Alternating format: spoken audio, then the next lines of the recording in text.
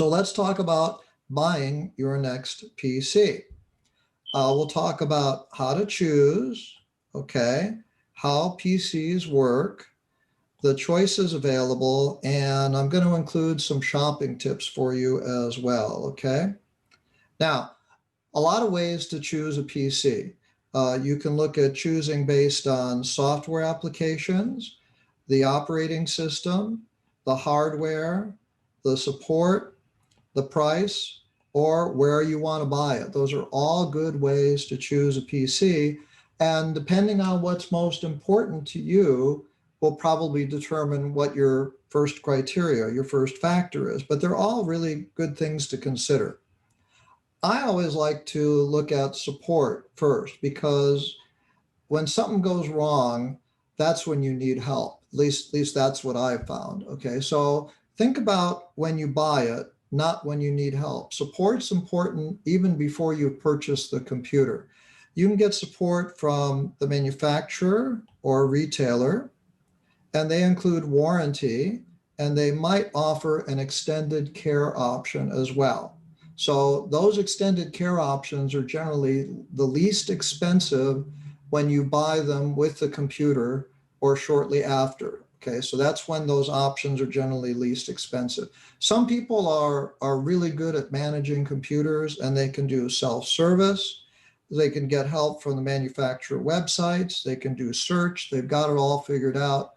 And that might be you. Okay, so that's one way to go about it. But keep in mind that support's important. And some people really like having an independent service technician, somebody that'll come to your home and help fix it on site, maybe even install it. So those are all options that are available that you can look at.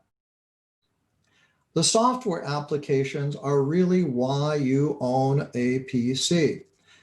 If you don't use software, your PC makes a great paperweight, a great decoration on your desk. They're really expensive for that, but they do make a nice little attractive piece that you can have on there. But we really use our PC for software. Most people use their PC for web browsing and email. Some people start to use them for photo editing or more advanced word processing. Some people are using them a lot for video conferencing like we are today. Other people use them for finance with QuickBooks and other things. And there's lots and lots of other applications that people might have that are very specific to their job, their occupation, their hobby. But believe it or not, about 95% of people really just do web browsing and email with their PC. And it's a useful tool for that. But we're also doing things like streaming video now as well, which we might not have thought about before. Now, here's something about applications. Some applications actually run on your PC. They work on the device itself, and they're on the storage. They actually work there. You don't need an internet connection for them, but more and more applications are working with the web, like Microsoft 365, which is their new name for Office, or Google Docs, or Apple's iWork applications. And so increasingly, we're doing things on the web that we don't necessarily need our local PC for. But if you travel, which not a lot of people are doing right now, but eventually we will, and you want to take things with you, you want to have a application that you can run on your PC. And that's what a lot of applications do. But there is a lot of integration with the cloud these days as well. So what is this application? Now, I know some of you are good at baking. And so we're going to talk about how a computer is a lot like a layer cake. And believe it or not, there are some similarities. You may say, Bob's gone crazy now, but they are really similar in some ways. The bottom layer of a computer is the hardware. Okay, that's the physical device that runs things. It's got stuff in it. We'll take a look at that. Computer companies and organizations supply something called an operating system. And that operating system is a layer that sits on top of the hardware. And then on top of the operating system are applications. So the applications like Microsoft Office or your web browser like Safari or Chrome sit on top of the operating system, and the operating system sits on top of the hardware. So it's a layer cake. Okay, and all those layers are designed to work together in many ways. So the question, of course, is who gives you what? Well, the operating system is something you really know already.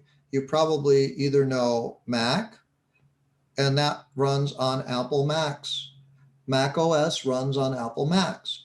You might know Windows 10 or Windows. And Windows is made by Microsoft, but it runs on many different computers. Computers made by Microsoft, but also computers made by Hewlett Packard and Dell and dozens of other companies. You might know iOS, that runs on iPhones and iPads. And that's a different operating system from Mac OS, but it requires an iPhone or an iPad to use. And then there's Android and Chrome. They run on Chromebooks, they run on Android phones, and they're very compatible with each other. Android and Chrome are being combined together into one operating system by Google. Google owns them, and Google does provide some hardware, but most of the Android Chrome hardware, like the Windows hardware, is provided by somebody else. The only way you can get a Mac operating system or iOS is to buy a product from Apple. That's how they do it. That's just the way it's done. But you can get a Windows 10 operating system from another company. So you might say, I've got a Dell computer or an HP or an Acer or whatever brand you have, but it's really running Windows 10, and that's what the applications work with. And the same thing with a Chromebook, as you're using the Chrome operating system. So that's part of the layers. Another layer is applications that are included with the operating system. Mail is so common across all people that all the operating systems include a mail application. Apple Mail, Windows Mail, Chrome Mail, you've got browser mail. They all give you a way to get mail, and they all give you a way to get to the internet with a web browser that's included with the operating system. So these are, they seem like they're part of the operating system, but they're really applications that run on the operating system, because you can install different browsers on any computer you want to. You don't have to use the one that came out of the box, essentially. Now, applications that run on top of computers are built for particular operating systems. So you buy an application or use an application that works on iOS or Android or Windows 10 or Mac OS. So some people that are in the Video Producers Club, for example, they might use Final Cut Pro, which is an editing application made by Apple, but it only runs on Mac OS. And so that if you want to use that application, you've got to have a Mac.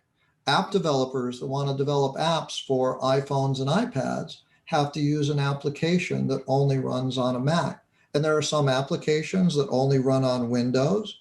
Windows is still very much the standard in large organizations and enterprises. So most businesses run their software on Windows, but a lot of applications can run on multiple platforms. We talked once about cross-platform applications. So the computers that are out there right now, for the most part, okay, include Windows 10, that runs Microsoft, that's the Microsoft OS, and it works on many brands, Mac OS that runs on Apple products, and Google's OS is Chrome that runs on many brands. All of them actually include security now integrated with them. So they all supply their own security, but a lot of people still buy add-ons, which is just a personal preference at this point. So that's the current lineup and what you should look at. Now, my advice is to stick with what you know. As much as I love Macs and as much as I love Windows, Microsoft and Apple and Google, They've all been very good to me in my teaching career and my life in technology. It's a lot of work to learn a brand new operating system if you're familiar with how things work in one already. So my advice, which is just my personal preference, is stick with what you know. If you know Windows, stay with Windows. If you know Mac, stay with Mac. If you know Google Chrome and Android, stay with that. Don't try and switch over. It takes a little learning curve. And it's like learning a new dance move. If tango, it sounds easy. Oh, I'll just pick up salsa, but it's a lot of work to learn a different dance move if you're trying to do competitive ballroom dancing, for example. Okay, hardware. All computers have these pieces of hardware. Okay, so let me go back here one slide if I can. Okay, they've got a central processing unit that's usually made by Intel or AMD, but some of them are made by Microsoft and other people too. They've got memory, commonly called RAM. They've got storage, which is either a rotating disk like this or a solid state drive. I'm going to show you a picture of that. They've got something called a human interface. That's the keyboard, the mouse, and the display. That's what computers use for people to interact with them. And they've got to have an operating system to really work. So that's one thing that's on them too. So all computers have, even your microwave has this in it some way. It's microwaves have an operating system. They have a human interface, the touch dial on the microwave. They've got some way of storing some things in memory. They don't need a lot, and it's got a computer. So smart TVs, smart refrigerators, or all computers have these things so that they're all very much alike in that way. The hardware requirements are what different. So you need hardware requirements to actually do the calculating, having things that are in RAM and having things that are in storage. And this is where computer performance comes into play, is that when you're running things on the computer, the processor does the work, but it has to go back and get things from memory, and the memory has to go get things from longer term storage. Now, RAM is a little pricier than storage, and that's why you find those types of things. Okay.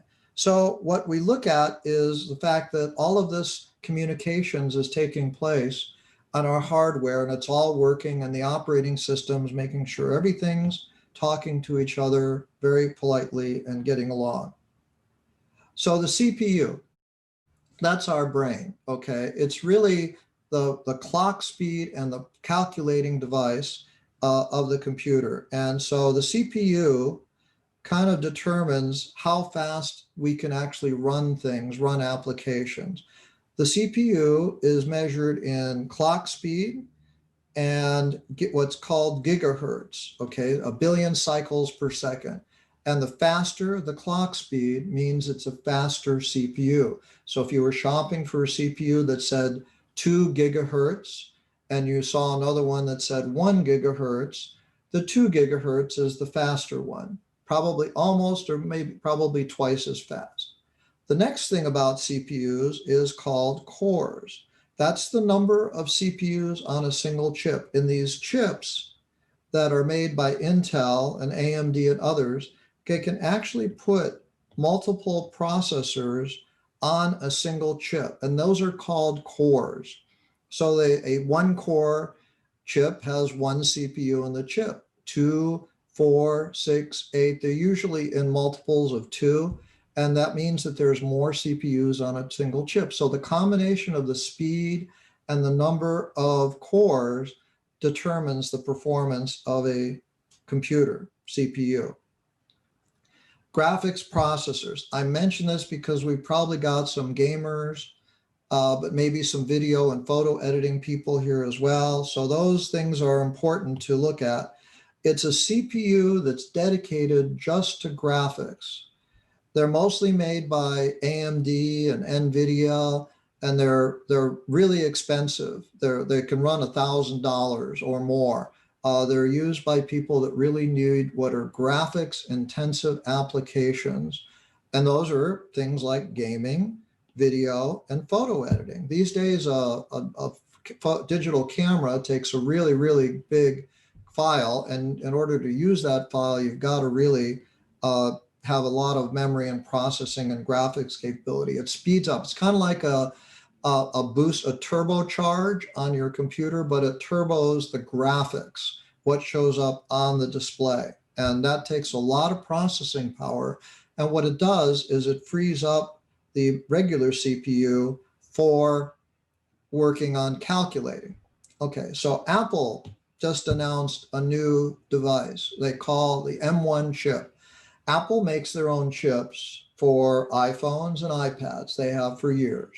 And every time they come out with a new chip, they come out with a new number and improves performance. What they did was they created a chip for the Mac, okay? And it used to use Intel. Apple used to use Intel, and they still do in some models, but now they use the M1 chip. It's got an 8-core CPU.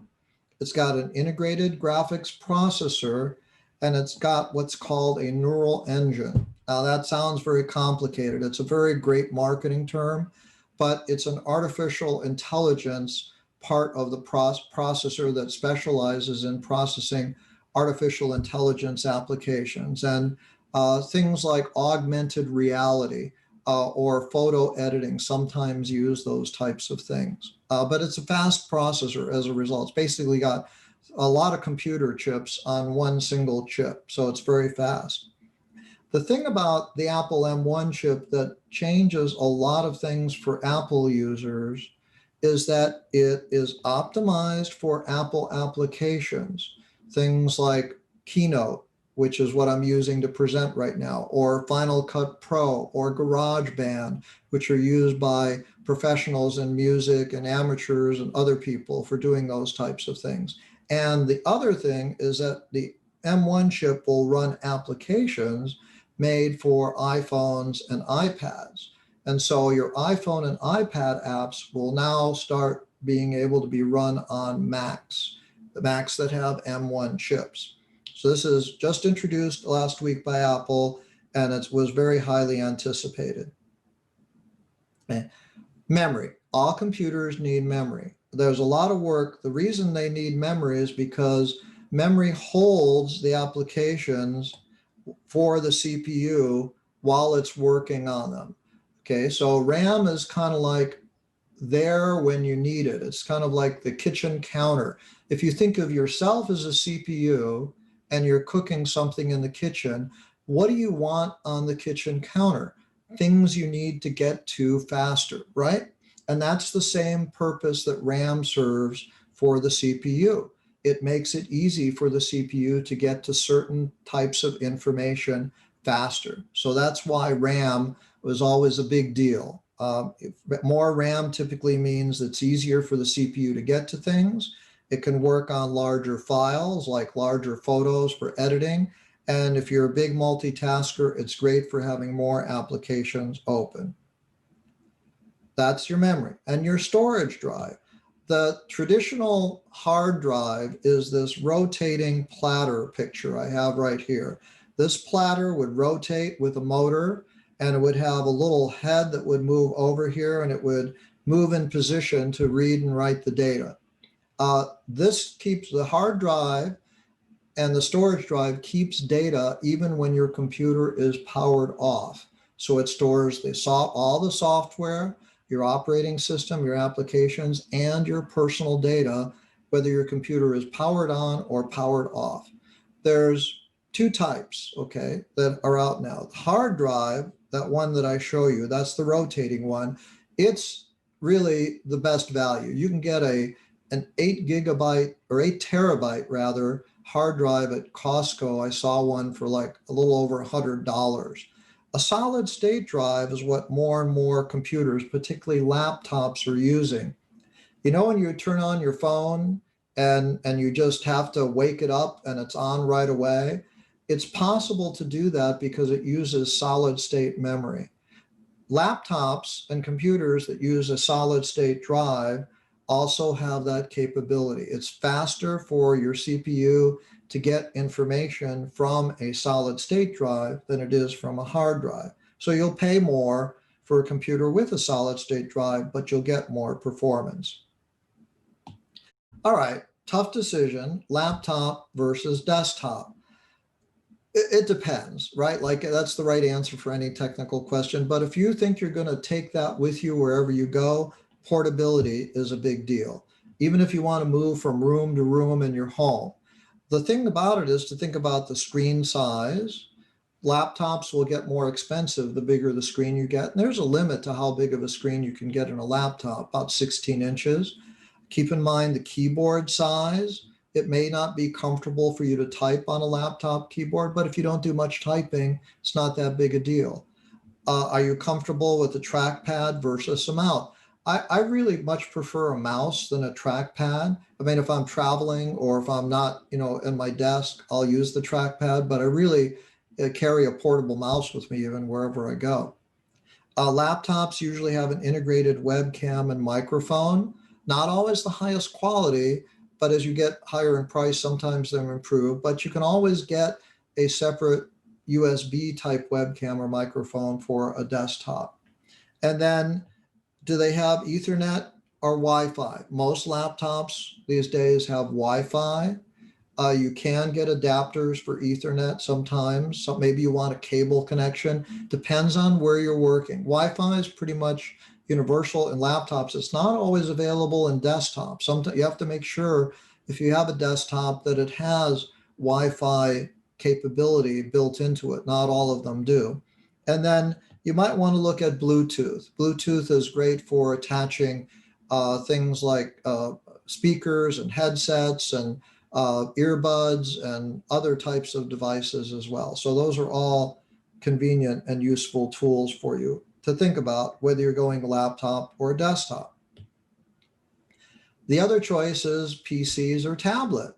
You can look at iOS, iPads, or Android tablets, and if they run the applications you want, and if it's comfortable to use, you may not need any more of a computer.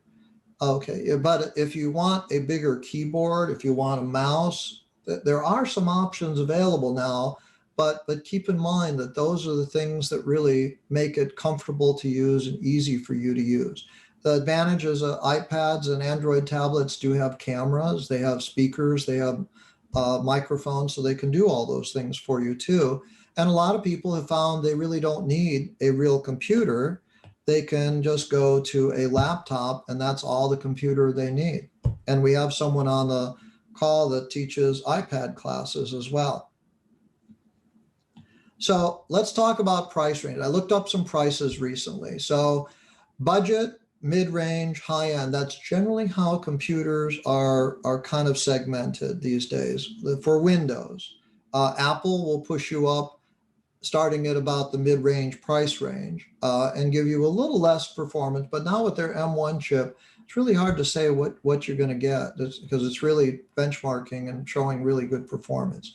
Generally, the budget range is considered less than $500.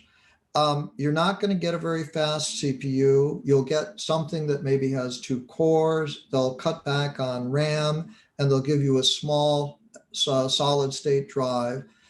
It will have a smaller screen, but it's good for email, web browsing, streaming videos, light office apps. And there's this Windows version called Windows S, which is a lightweight version of Windows that Windows came out with to make Windows budget laptops comparable in price to Chromebooks, because Chromebooks can be inexpensive too. Mid-range is where most people are probably going to find themselves happy. You get a really good CPU, you get 4 cores, you get a lot of storage, you get longer battery life, you can have assortments of different screen sizes. And the thing about it, they're good for multitasking, light photo editing, office apps, and they're really the best all around. These are what most offices use for their computers. And if you spend towards the higher price range, you'll get more graphics and CPU and memory. If you spend towards the lower range, around 800, you'll do okay. They're sometimes called ultra books if they're really lightweight. Business, if they'll typically have more ports if they're for business. And then there's the high end, people that do gaming or video. Laptops can't be upgraded very easily because they're built self-contained. So if you think you're going to do gaming or video or photo editing on a laptop, buy the most you can afford. But you could be spending, $3,000 and up for a laptop computer, but you don't need to spend that much unless those are applications you really use a lot. And they've got upgraded everything is what you get with those types of laptops. Now, compared to different brands, desktops are going to give you a little more value for your money for each price point. Chromebooks are really good for web applications.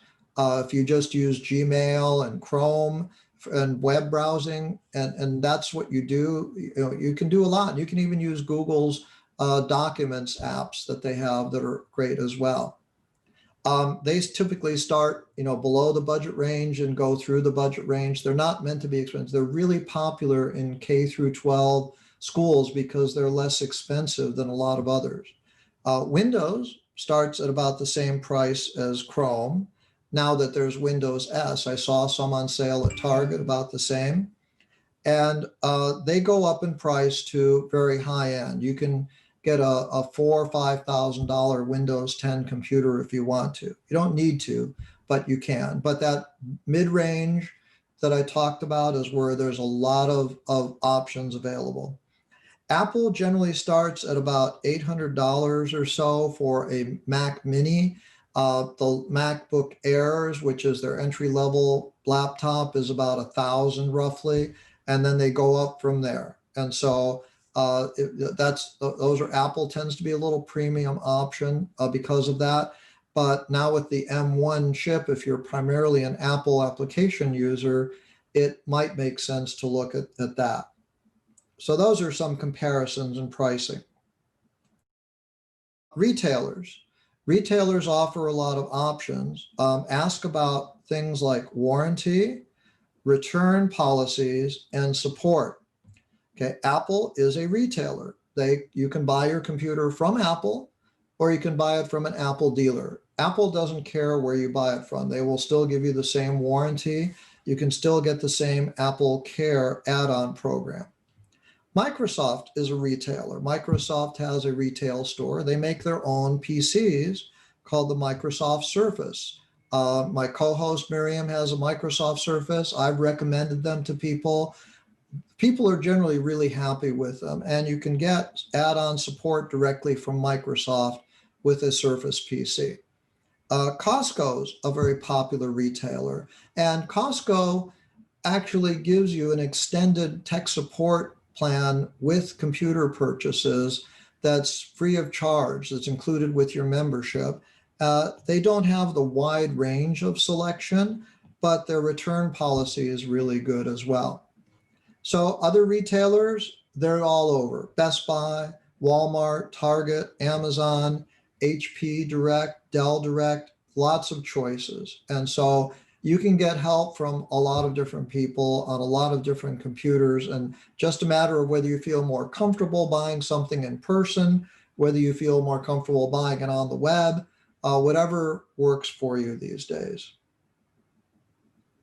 There are some sites to go where you can review, and I'm going to bring these up in a minute when I get the slides straightened out here. Here we go. So PC review websites can help you avoid mistakes. Not everybody uses what I use, okay? I'm reading a lot about Amazon reviews and how a lot of them are paid reviews that Amazon doesn't catch up with, and you have to be careful of those. My two go-to resources are Consumer Reports. They're a nonprofit. They don't accept advertising, and it's a paid subscription. The other resource is called Wirecutter.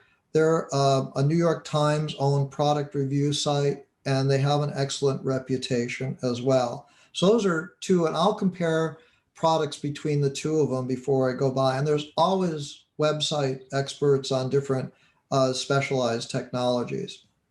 This is a little checklist, and if you want a copy of the slides, send me an email and I'll email you a copy. I didn't really create a website page for this because there's so much information to cover, but I created this checklist so you can kind of use this as a shopping guide. Did you check the warranty? Do you want a support agreement? Do you want a return policy and know what it is? Can you run the applications you use? What's the CPU speed and number of cores, your RAM? I recommend a minimum of 4 GB. Anybody doing photos should really look at 16 GB or more. Hard drive or storage capacity. Most people really don't store that much information unless you're working with photos and videos. Most of the time, a 250 GB hard drive will do just fine for you. And for many people, they really don't store that much at all.